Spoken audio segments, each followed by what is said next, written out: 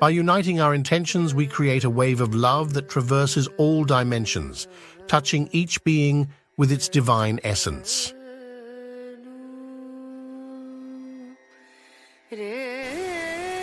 Now, the essence of all this is, first thing is to understand the nature of how existence is happening. Either you can look at this, or you can look at the atom, or you can look at the universe. If you want to look at the universe, it is complex, it is difficult because you don't have a gallery seat, you know. There is no… it is not like a stadium, you can sit somewhere and watch the whole universe. Very difficult, you can only see it in pieces. If you want to watch an atom, nobody has seen an atom, do you know this? Do you know this? Even in a super electron microscope, you can't see an atom. We have observed its activity, but we have never seen an atom as such. But we have broken it. We are capable of breaking things that even we cannot see. That's our… We are very proud of this these days. We can break anything. We can make it or not is a questionable thing, but we can break anything we want. Even if we cannot see it, we can break it. Now, what you see and what you do not see itself is a very dicey thing in the sense, what is it that you can see? Right now, can you see my hand? Yes. You can see my hand only because my hand stops light. If my hand did not stop this light, if it allowed light to pass through, you wouldn't see this hand, yes? Or in other words, right now your visual apparatus can see only those things which stop light. Anything that allows light through, you cannot see it. You cannot see light itself, first of all. Can you see the light that is here? No. Only whatever stops light, you can see it. What does not stop light, you cannot see it. Very bad, isn't it? You must be able to see all those things which allow light to pass through, because they are important things. But right now your visual apparatus are trained to see or capable of seeing only that which stops light. So, the whole process of seeing life the way it is means, first of all, evolving an eye, a thoughtless eye, an eye which is free of thought. When I say free of thought, it is free from the taint of memory. Right now, these two eyes are heavily loaded with memory. So you can see this. If you see a group of people like this, if you just casually look like this, among these hundreds of people, if there is one face that you're familiar with, you will see suddenly that face sticks out. Have you noticed this? Have you noticed this? You're going in a street, there are 100 people standing there. Your friend is among that. If you look here, just this friend's face is more clear than the rest of the faces, because this eye works with memory. The more memory you have, the better it sees. No memory, it cannot see. Memory means an accumulated past. Memory means information. Memory means that which does not exist, but acts out as if it does. Memories are more real than reality, isn't it so? Yes, sir? See, I want you to understand, everything in your life is run by memory. Not just your computer stick. Everything in your life. When I say memory, not just what you carry here, your very body is a body of memory. Why, if you eat a banana, it becomes a masculine body, and if she eats a banana, it becomes a feminine body, is simply because of the memory that it contains, isn't it? The information that is stored in this body and that body is different. Same banana, it becomes a man, same banana, it becomes a woman. Yes or no? Huh? Are you eating different types of bananas? Same thing, same food if you eat, it is becoming one way. In one person it is becoming dark skin, in another person it's becoming fair skin. How? The memory that you carry. Do you remember your great-great-great-great-great-grandfather? You don't. But his nose is sitting on your face. Your body remembers, isn't it? You may not have no idea who it was, but your body remembers even today. 1,000,000 years ago, how your forefathers were, still it remembers, isn't it? So what you call as my body is just a body of memory. And eyes are loaded with memory. An eye which is loaded with memory, an eye which is corrupted with memory, cannot see anything the way it is. It will only see things as it is convenient because the software is working from inside. It will not allow you to see anything the way it is.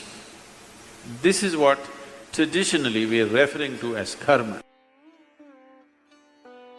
It is there in your body, it is there in your energies, it is there in the way your chemical reactions happen, it is there in your brain, it is there in your mind, it is there in everything. In the very physical energy that you carry, there is memory because you will see each person's energies behave differently from the other simply because of the type of memory it carries. If you want to get rid of this, it's a long process, and if you get rid of this, dismantling of the personality and the body will happen. So another way is to create a distance from it. Just hold it little away. When you want to play with it, you play with it. When you want to switch it off, you must be able to switch it off. So for this, an external view is needed. Right now, your ears are loaded with memory, your eyes are loaded with memory, your tongue is loaded with memory. Why? If you are born in Karnataka, if you go to North India, food doesn't taste good, is because the tongue is loaded with memory. Yes or no? Have you suffered this or no? You went north and they said aloo bhaji, aloo aloo matar, aloo palak, aloo parota, aloo, they said. You couldn't stay there because your tongue is loaded with memory. It wants the same things back, otherwise it will suffer. So what being loaded with memory means is a cocoon of the past is holding you. It will not allow you to even move into the present. A cocoon of the past holds you, and you allow it to do this because it feels safe. It creates a cocoon. There is safety, but in safety, there is also imprisonment. You're really safe if we lock you up in a safe, isn't it? But the problem is you can't get out. That's the whole problem.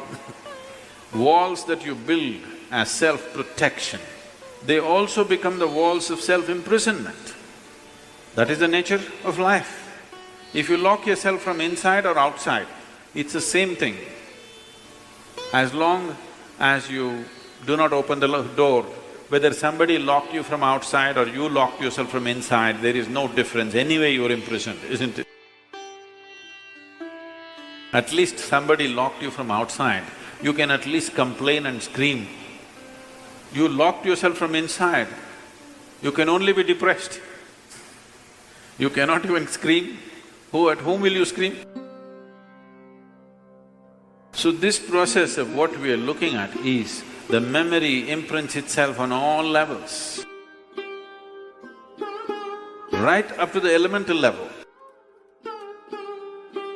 From the five elements which function here, from just after that, memory's work starts. So when we utter the word karma, it is not one simple formula, or it's not, people are saying theory of karma. We are not talking about any theory. We are referring to a certain reality. Karma means memory. Action and memory. Past action exists only in the form of memory, isn't it so? Yes? Memory, not just what you carry here. Every cell in the body carries its own memory. Why one atom behaves differently from another atom, though the same ingredients is, it has a memory. A hydrogen atom has one kind of memory, oxygen atom has another kind of memory. Unless you mix them up, they will continue to behave like that. It is in a small circle, you are in a little larger circle, the universe is in a much larger circle, but the same memory rules all of it. So when we said karma, we are not talking about some concept or philosophy, we are referring to a certain reality which is finding manifestation as who you are. The very shape of your body is because of memory. If a bird eats a mango, it becomes a bird. If a worm eats a mango, it becomes a worm. If you eat a mango, you become a human being.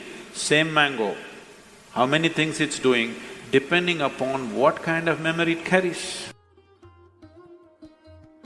Isn't it?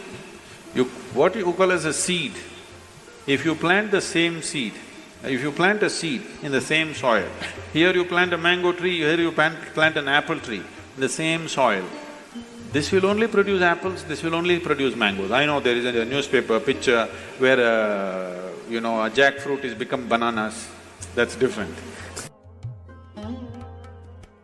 Yes? You saw this? Oh, you are from Bangalore or Devanahalli?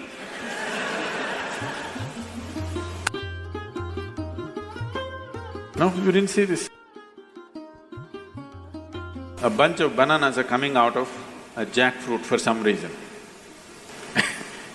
And that's a freak. And that's happened because of some mix-up. We don't know who did the mix-up.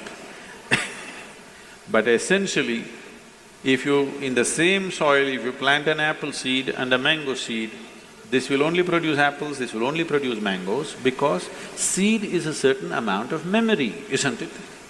Whether it is a seed of a plant or your father's seed which enters your mother's womb, it is just memory and memory and memory, isn't it so? This is karma, and this goes right back, right up to the elemental level. Everything is memory. Only the pure element is free from memory. So the idea, when we're starting off Bhutesha, because that's the most important thing, that he mastered the elements, that's why we bow down to him, because he mastered the elements, he has an eye which has no memory, a taintless eye which sees everything just the way it is. So yoga essentially means developing an eye which is not contaminated by memory, which simply sees. It does not see things the way your memory perverts it. It simply sees everything the way it is. This eye will see those things which do not stop light. Right now, these two eyes can only see what stops light.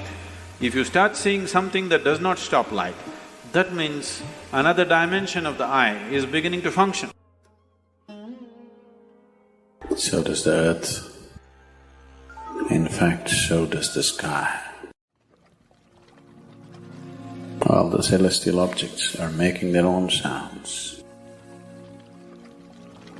There are sounds of pain, sounds of pleasure, sounds of misery, sounds of joy. For everything there is a sound. With human life, it's very true. Sounds of life, and there are sounds of death. And there are even sounds of silence. So this complex amalgamation of sounds, different kinds of sounds, creates different intent, different levels of compulsiveness, different levels of bondage, and different possibilities of entanglement. In all this, why one chooses to become silent? Silence is not a way of denying yourself life. It is not even about denying yourself articulation. Silence is about moving from compulsiveness to consciousness. All sounds represent different forms and different dimensions of compulsiveness. When one chooses to become conscious, not be entangled in the compulsive nature of the existence, he naturally chooses to become silent. Silence does not mean shutting your mouth silence, plugging your ears silence. You can sing in silence.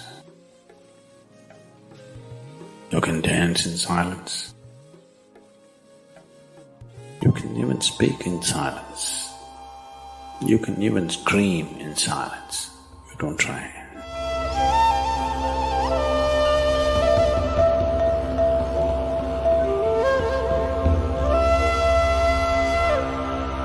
That does not mean when everybody is silent you scream. That is not screaming in silence. Because sound is of the surface, silence is of the core. It is only the surface which makes the sound. See, now the water is hitting the surface and making the sound. Deep down, there is no sound. That is so with life. On the surface, it is a very complex mesh of sounds, a maze of sounds happening.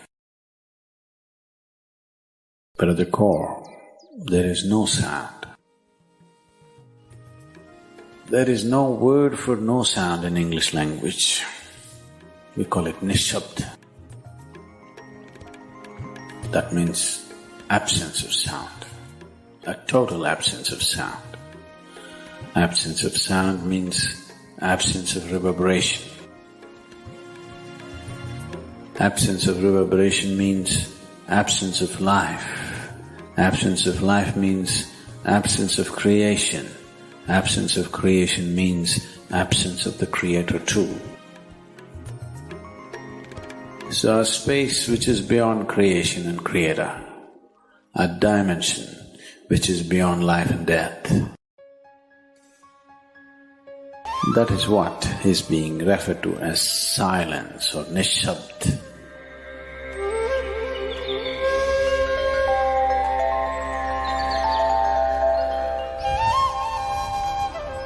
One cannot do this. One can become this. Commonly, there are two words employed to describe this. One is maun. That means you're practicing silence. You're not silent. You shut your mouth and you're remaining in maun. This is not nishabd. Maun means you're practicing silence. If you're practicing something, obviously you're not that. Are you life or are you practicing life? I'm asking you. Are you life or are you practicing life? Practicing life? No, your life. Maybe not very well practiced, but your life. Similarly, there is a difference between practicing silence and becoming silence. Practicing silence starts as a certain restriction, but slowly, as one practices silence, one can possibly become silent. One can become silent in intense activity, but nobody can keep up intense activity forever. Moments of intense activity are only moments. Nobody can sustain it. You'll expend yourself. Only if you can achieve it in inactivity, it is sustainable. If something is possible only in intense activity, it is never sustainable.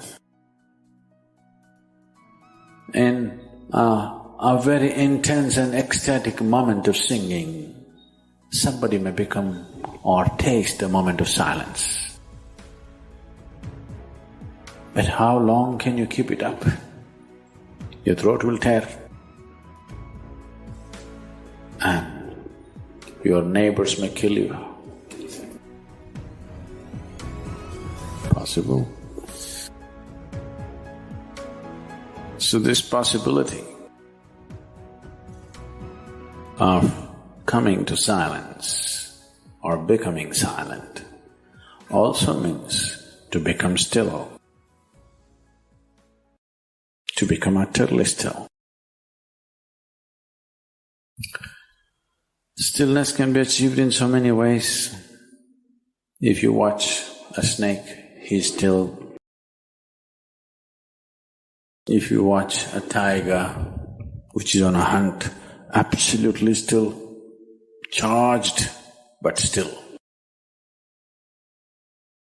These are all different dimensions of stillness practiced for survival. If a snake moves too often, he'll get killed. If a tiger does not know how to be still, he'll never get his food. These are all acts of survival. A human being,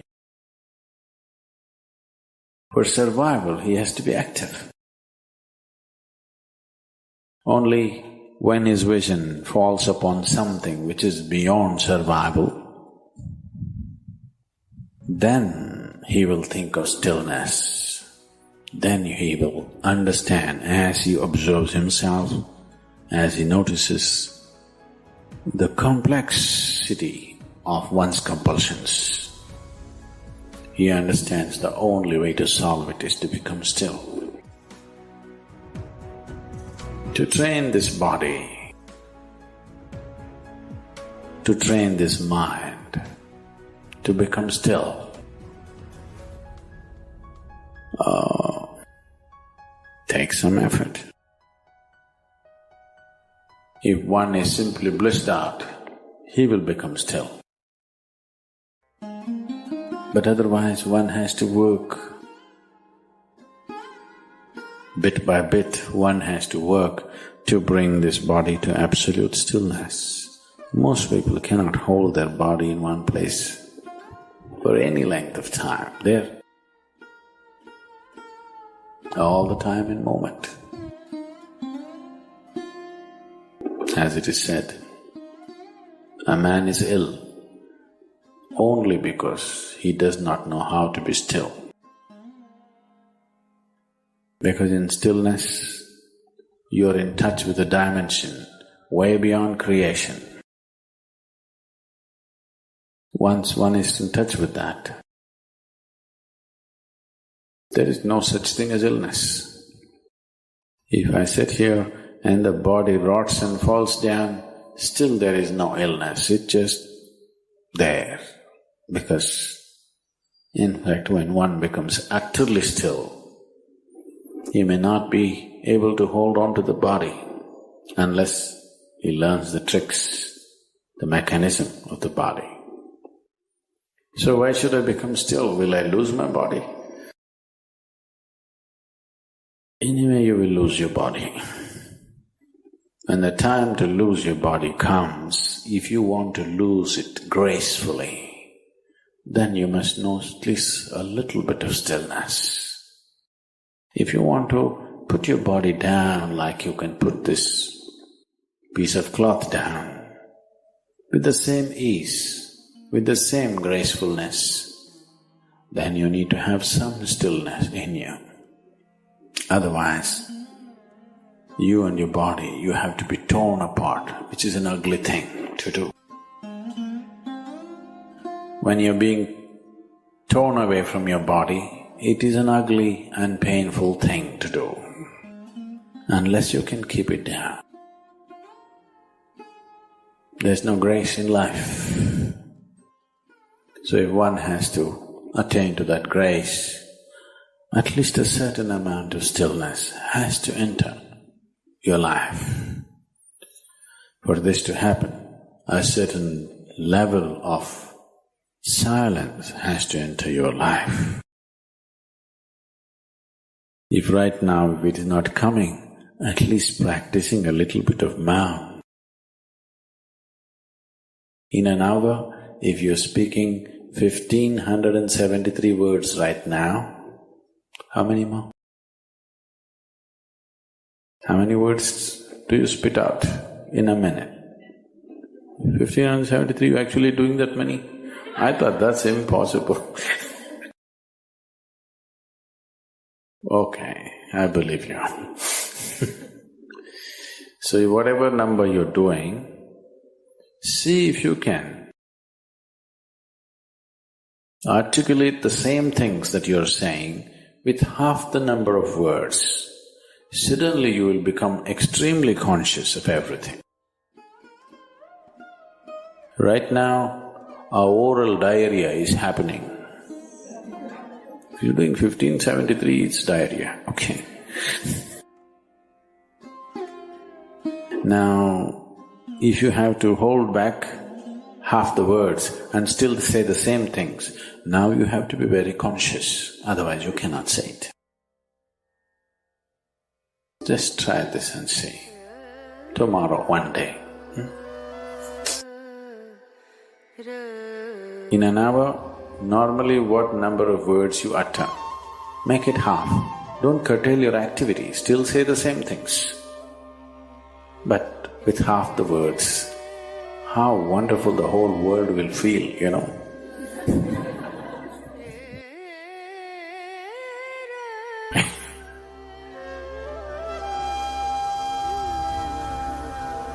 World will be a wonderful place, I'm telling you, tomorrow, if everybody does this. Many marriages will be saved.